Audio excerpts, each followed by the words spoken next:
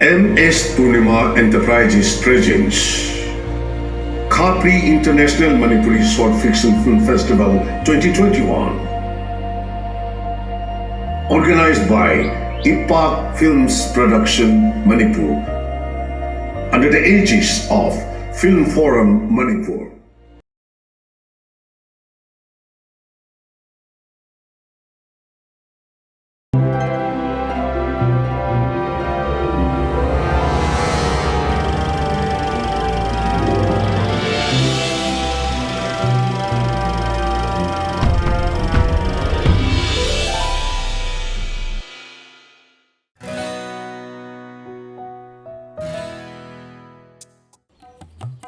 Munsi isay sakna aina phamli mangol sida corona phaba ngairi ngaihak amuk kaphalli purikhau da sel yauram da bai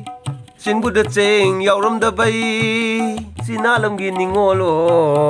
Moi babunga isay saktuna laibaga nadi karimta kanaroi ko isay saktuna moda nungai basi corona sangdi ye aduna immune system kala leba ko wakhal nungaina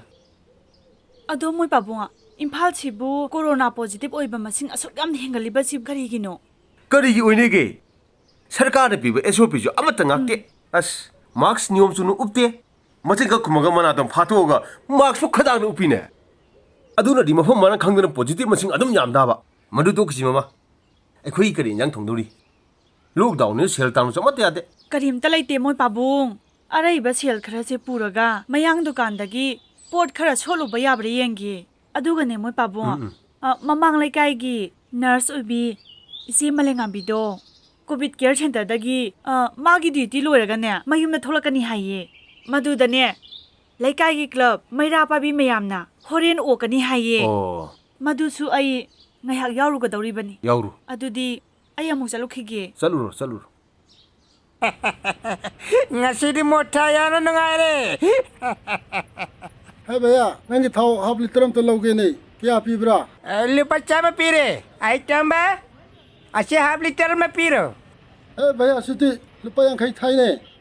अच्छे हौजी copy की मत्ते मुझे बनी ना पैसा की fix light रहे बा hey kopi city poem तांग पर ने kopi सिटी थाते हो गदरा मधु खंगे अरे बच्चे आज चीना तो चला गया हंगने ने करम ने चकदरा तो थापलम दुबो कमाई चकदरा इस भैया सिटी अंगा उमिनी नहीं नंगे थाओ जाई बामते चले चले मखोई को मासी अपंग में मया मैं कम चला गया सी अच्छे आई ने मनी बोटे करवाटे बने बा ला ला ला ला ला ला ला ला ला ला ला भैया pot khita lauge ba इसे टीवी गान में के पोले दे बड़ी कोटा जे चले भैया नंगी तिlau chanam sibu kaya kya pirige हाँ सी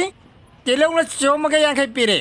आधे के चने में चहुम पीरा है भैया सरकार नदी पोसै gi maman hengat pa yaroi hai daine khara piraga sot pa yaba natro सरकार ने दिक्क ऐसी खबर तो कागज तो रीडर ये मगी वाने आइयों ने दिहाई त्रे Nyan sa sing na lamdam se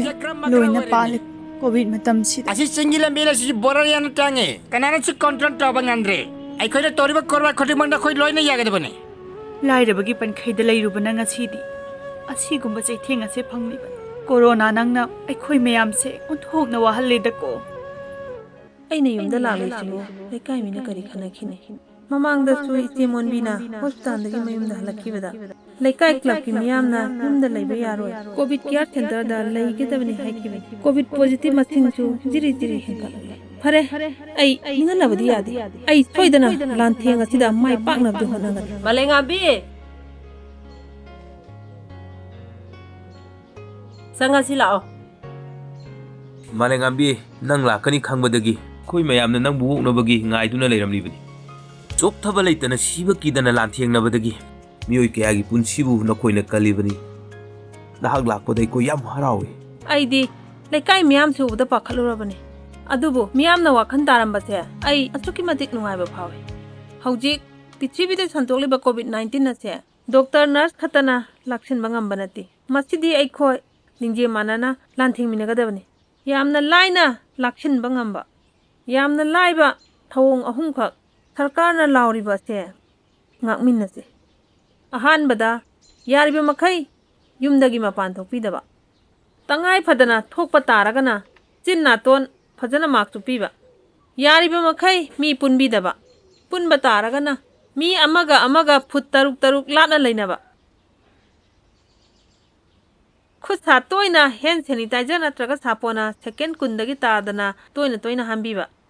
ꯃꯌꯥꯝꯅ ꯊꯧꯑꯣꯡ ꯑꯍꯨꯝꯁꯤꯕꯨ ꯉꯥꯛꯅ ꯆꯠꯄꯤꯔꯕꯗꯤ ꯂꯩꯅꯥ ꯑꯁꯤꯗꯒꯤ ꯌꯥꯝꯅ ꯂꯥꯏꯅ ꯉꯥꯛꯊꯣꯛꯄ ꯉꯝꯒꯅꯤ Long live Malim Nganpi! Long live Corona Warrior! Main sponsor Maipa Bhenu. Sponsored by Oinam Roman. Co-sponsored by Eaton Computerized Eye Testing and Eye Care Center, Thobal. And Northeast India Security Service Imphal. Online media partner IPAK Media.